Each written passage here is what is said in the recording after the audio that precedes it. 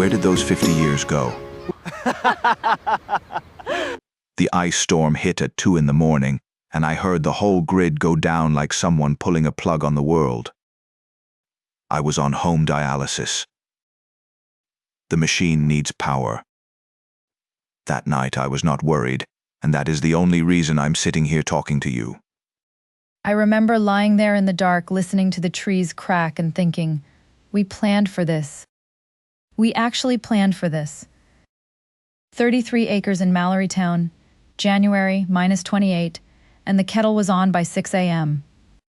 We had a generator. Not a fancy one at first, a 6,000-watt propane unit we bolted to a pad beside the log home. The single most important thing most people do not know is this. You need a transfer switch wired by an electrician, not an extension cord, because backfeeding a downed line can kill the hydro worker trying to restore your power. Marty. English. A transfer switch is a box that legally and safely disconnects your house from the grid before the generator takes over. Costs may be $500 to $800 installed.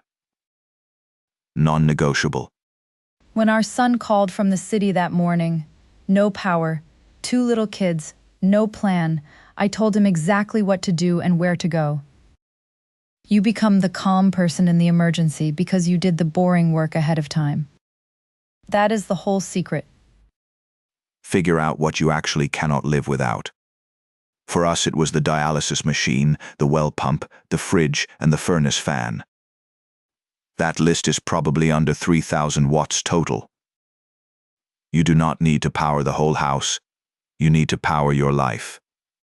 We keep about 40 liters of propane on rotation, always topping it up. Terry and Robbie asked us once why we buy propane when nothing is wrong.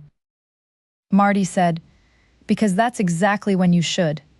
They thought about it for a second and then said, okay, yeah, that tracks.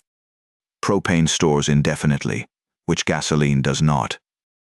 Gasoline goes stale in about 3 to 6 months, and gummed fuel is the #1 reason a generator fails the moment you need it.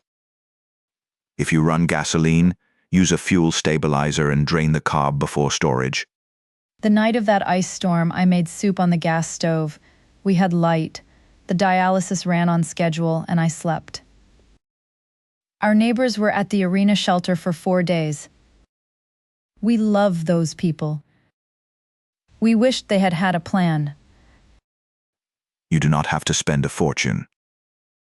A 2,000-watt inverter generator from a reputable brand, Honda, Yamaha, Generac, runs about $800 to $1,200 and will handle the essentials for most households. The transfer switch plus a short list of what matters, that is your whole strategy. The log home has been through a lot of storms with us.